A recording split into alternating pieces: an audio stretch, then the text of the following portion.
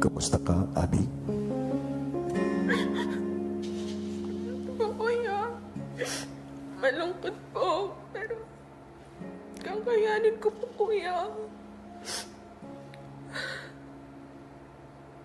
Sa pag-aalis mo ngayong gabi, baunin mo ang mga alaala ng iyong pananatili ng halos 1 buwan sa loob ng aking bahay.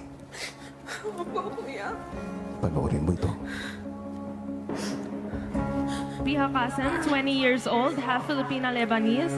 Suspended in the air, I hear myself breathing. Abby, nang makapasok ka sa aking bahay, ay pinamalas mo na ang iyong kagalingan sa pakikisama sa iyong kapwa housemates. Naging kasangkapan ka din sa isang pagtatagpo ng nawalay na magkapatid.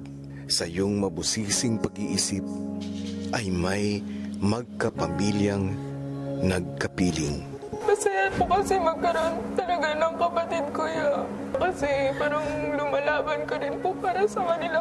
Sa pananatili mo sa aking bahay ay nagkaroon ka ng mas malalim na pagkakaunawaan, hindi man nabigyan ng kalinawan ang nararamdaman sa pagitan ninyong dalawa, ay mas nanaig ang pagiging magkaibigan.